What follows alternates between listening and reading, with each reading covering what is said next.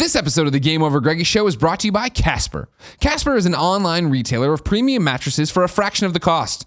Casper is revolutionizing the mattress industry by cutting the cost of dealing with resellers and showrooms and passing the savings directly onto you, the consumer. Get a Casper mattress for $500 for a twin or $950 for a king-size mattress. Comparing this to industry averages, that's an outstanding price point. It's great. Don't worry about it. And you can save an additional $50 towards your mattress purchase by going to Casper.com/GameOvergreggy and entering the code GameOvergreggy. Again, Casper.com/GameOvergreggy. Enter the promo code GameOvergreggy. Terms and conditions apply.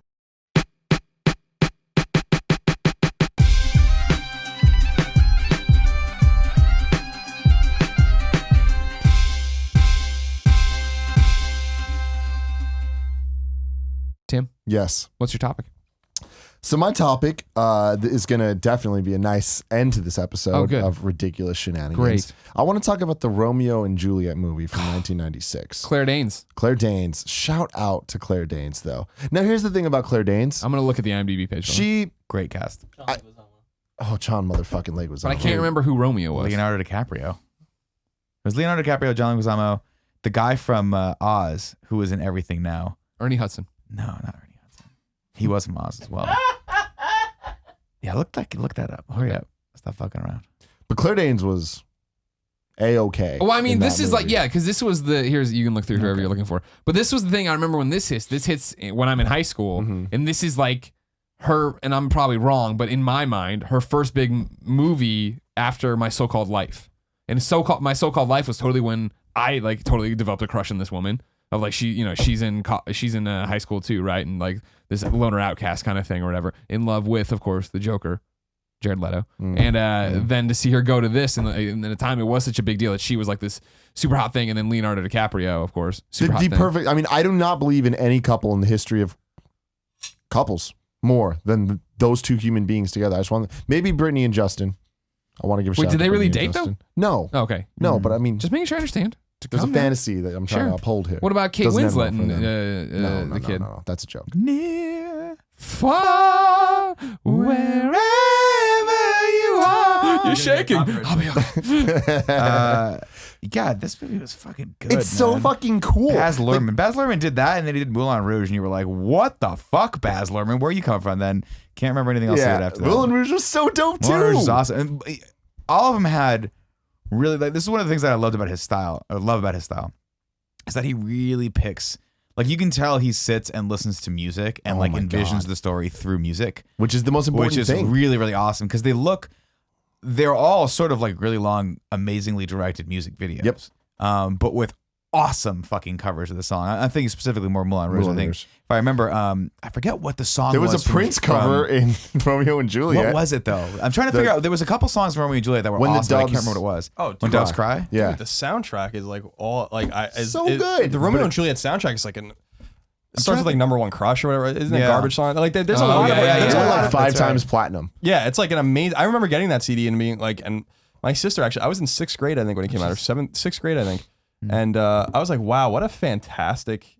This movie is so not knowing anything about cinema then or now, I was like, this movie is stylish. This movie is fucking well told. It's interesting. It's Shakespearean but modern. Obviously, I fucking loved that movie, and I don't know if I'm just over remembering it or it was just because I was a kid and it was like a kind of part of the zeitgeist at that time for me and my friends but I felt like that movie was kind of like a cultural phenomenon. Oh, definitely. I mean, no. I looked at I wasn't in high school yet. I was about to go in high school, I guess. Or whatever. But like, you're at that age where like everyone, like you're still in English class. They're trying to make you read all this shit. You're like, there's no relevance to you. I always felt like with this, and then to have it set in this modern thing, original script, and then use guns instead of knives and all this different stuff. It was like so set in LA. Sick. It was like a great idea. But still a Shakespearean language. Yeah. So here's this is kind of blowing my mind. I thought people didn't like this movie. Oh, I don't. A lot of people I didn't love like it. Paul Rudd was in this movie? Yeah, I didn't realize that either.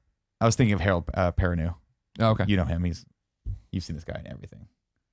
Yeah, you could have just said he was the guy that was in the wheelchair in Oz. In Oz, yeah. Which was maybe the most terrifying show I ever forced myself to watch. By the way. Which is forever.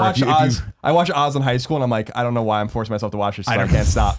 It was like Chris Maloney and J.K. Simmons. Every time I see those two guys, I'm like, Yeah. you guys are awesome. But I remember when you burned a swastika into another dude's ass and you cut a guy's like neck with a razor blade that was in your Yeah, mouth. that one guy bit a guy's dick off, and Yeah, also I was like, I never watched Oz. Oz was, watched you know what? Oz. You don't know what Oz? Oz was about like a super maximum prison, and it was fucking terrifying. horrifying. It was horrible. Horrifying. I can't Horrible. believe I watched all of that shit.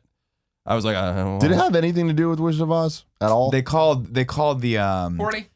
this. They were in the supermax portion of the prison. They called it Emerald We City. gotta make sure that it was Got it. That's what it was called, I guess, and so they called it Oz. But I don't know if Oz it was, I think just maybe it was Oswald Penitentiary. Yeah, it was Does that something sound like right? that. I don't know. It was I haven't terrifying. watched Don't watch it. it. Literally, yeah, don't watch it. 14 years. It will ruin your perception of J.K. Simmons. Really? Like, yeah, the guy that played Jane Jonah Jameson in the first three Spider-Man. Spider-Man. Super Yeah, fun Gordon, guy. yeah. Now he's Commissioner Gordon. Mm-hmm. He was like the leader of the neo-Nazis, the Holy skinheads, shit. and he was fucking horrible. And it was awesome. Man. Yeah, that show is fun. Well, let me ask you this. You would know the Yeah. answer to this. Was this the first like? Because I remember like 10 things I do about, or 10 things I like about. What was 10 things I hate about you. 10 things I hate about It you. was Right? just I'm handing sorry. you the shrew, yeah. Yeah, like so I know that was kind of like a thing that people were doing after Romeo and Juliet. Was there a modernized tradition of retelling Shakespeare before this particular film? Not like that. I think the only other Shakespeare film that I can even remember is the classic like Franco Zeffirelli Romeo and Juliet. Where there was nudity, and I remember that was a big deal when they Right. showed that in class. Like, all right, well, hold Yeah, on. everyone relax. There's Like, some this is the nudity human here. body. I think You we were have all one excited too. because we thought it was gonna be her, and I think it was him, right? We're Yeah, like, I what think the it was hell? his butt. Ah, we got robbed. I tell you. I remember around that time, Mel Gibson had done a retelling of Hamlet, which everyone kind of criticized a little bit because it was shortened. And I think obviously there was a good Henry VIII or Henry V. What was the movie that Elizabeth One of the Henrys. Diamonds Are Forever chick? Why can't I- Elizabeth Taylor. Elizabeth Taylor. She was wasn't she in like Taming of the Shrew or something like that? Or She one of played these- Cleopatra for sure, but I don't know if that's not what you're can thinking. you of. can you look that up for me? 'Cause I remember yeah, but seeing that and I thought it was maybe it wasn't I don't know. But I think that's why this film was it was very weirdly accepted. Like we were very weirdly like when it hit, Yeah. people didn't really know what to think about it. I was like, I should not like this as much as I do, but I've never liked Shakespeare. I'm shocked that you like it because it is very, very, very style over substance. when I watched it the first time, I think I remember hating it. yeah. And then it wasn't until I watched it, I think a little later in life, and I'm like, this is fucking genius. Actually, no, it wasn't until Moulin Rouge happened. And then I was like, I get it. This is just like up until that point, I had just been acclimated to a specific type of filmmaking, right? Because like in the 80s, there wasn't a lot of that happening, right? You were either like making cool indie films or blockbusters. Action and movies. it was pretty much, that was my childhood. I'm Timmy not and saying the that wasn't going on. Obviously, there's a lot of great directors doing other stuff in the 80s, but my exposure to it was like Predator, Total Recall, Yep. all that stuff. So seeing this, I'm like, I can't deal with this. And granted, that was mid 90s. And then I think it wasn't until Moulin Rouge that happened, and I was like, oh, I think I'm ready for this now. You go back and watch it, and you're like, this is kind of genius. Yeah. But also, I think I had an English lit teacher who was like, that was terrible. Of course, it was like of the course. worst interpretation. I was like, but I don't think you're right, because this is just an interpretation of the story, and I think it's really cool because for a lot of people, especially people my age, who I was 16 when the movie came out, that was the age of the characters, right? Yeah. And I was Yeah. like, this Yeah. is They were pretty contemporaries. kind of cool because these are supposed to be like young teenagers in love, and I'm in love, and I'm kind of understanding their I got language a little gangster bit more friends now. too. Like, well, I'll be honest, most of the time when I read Shakespeare, and even probably to this day, I haven't tried to read Shakespeare in fucking 20 years. But I guarantee you I would still struggle with it. But seeing it there, you at least understood the emotion of what was happening. Yeah. Even if you couldn't quite parse together Well, there's a novelty to the it deep too. meaning of everything. You know, like seeing the characters and having them still talk that way, but having the scenarios that they're in kind of tell the story in a different way. Like it's funny because it reminds me his movies remind me a lot of Tarantino movies in the sense that the music, what you were saying earlier, the music kind of motivates the scenes a lot. So you can tell that every single song choice, whether it's from the like the pop soundtrack stuff, Right. or the like orchestration and score to it, like that. It feels like they made that first and then edited the movie on top of it. So it is like a 2-hour music video. I was reading trivia a second ago about the movie. The movie's 2 hours because in the first, it's exactly 2 hours because in the intro bit, they're like the 2-hour traffic of this blah, blah, blah, blah, Yeah. blah. It's like, that's fucking awesome. Yeah. There's a lot of little thoughts being put in there and stuff. forgot he But I also want to give a shout out to the intro When's the last time you of watched this it? movie. I don't know, super long, but I'm renting it from iTunes Thank you. because I want to watch the intro because I remember it being the fucking coolest thing in the goddamn world. Sure. Let's look at this. He also did Gatsby. No, that's how right. you go No, to jail. they can look it up. This shit. Oh yeah. Like, what the fuck is this? You gonna start the movie with this? Damn right, yeah. Damn right, yeah. So, yeah, it starts off with that, like, news report thing where it's her giving that opening monologue or whatever. The camera zooms into the TV and all of a sudden just fucking explodes to this, like, ridiculously epic music playing and then just cuts of all the different things. And it's just like, there's a voiceover over building orchestra music and it just explains the story of the Montagues, the Capulets, whatever. You see these motherfuckers with shotguns and stuff and it's like longbow or whatever the fuck. I'm like, holy shit, this is awesome. Yeah. And then just bam, Romeo and Juliet. I'm like, I'm fucking in. Then John Leguizamo's there, cruising around like a gangster doing his fucking tango dances and shit. Hell yeah. Leonardo DiCaprio, my dude. Yeah. Did you see the Great 10 out of 10 movie. Did you see the Great Gatsby? Oh yeah. What'd you think of that? It is alright. Yeah, it wasn't I quite as like good. the- I liked the it, though. style of it, Yeah, but- yeah. Was he East egg, fresh West off? egg. Was DiCaprio fresh off of Growing Pains? Was this like had he done No, movies? this was- Had this he, was done, Gilbert- he did Gilbert Grape, didn't yeah. he? And he did the Basketball Diaries as well. Oh right, Yeah, which was He was the Growing Pains was first like one. earlier 90s. Yeah. Yes, yeah. Yeah, he came out with Basketball Diaries, and I was like, "Holy fuck, this kid can act, and he finds good projects." And then he did this. And He's so I think good, This is dude. what like he was always a kind of a heartthrob, but I think this was like Like, put the alright. poster on the wall, turn the lights off, and just let things get. He's an moist. amazing actor.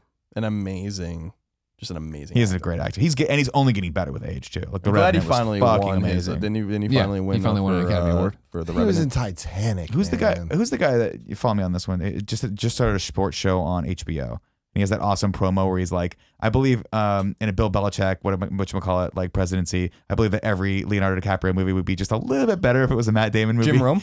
No, it's not Jim Rome. Anyway, it doesn't matter. It's Yeah. a funny line, but I disagree with him vehemently. I think DiCaprio is just as good as Matt Damon. I think he's better than Matt Damon, and I love Matt Damon. Is that a question? People think Matt Damon is better than Leonardo DiCaprio? Matt In Damon's what pretty way? fucking good. Matt Matt Damon Damon's is good. pretty good. Matt Damon is Hey, he's really not good. bad. Matt Damon's cool. Not He's not bad. fucking Leonardo All right, just putting it out DiCaprio. there. Just make sure we're all on the same They're page about Matt definitely, Damon. they're Ease it definitely down, in the ease it same down. echelon, I would say. I would say Really? so. Too. Yeah, that Oh, top with like God. Clooney and all those guys, like the top. I feel tier. like Matt Damon is one step below your Clooney's and your DiCaprios. IMO. I mean, Leonardo DiCaprio's god tier. Mm-hmm. Matt Damon, he's a good actor. There's a difference. Great. I give him great. I was still gonna say, what's the?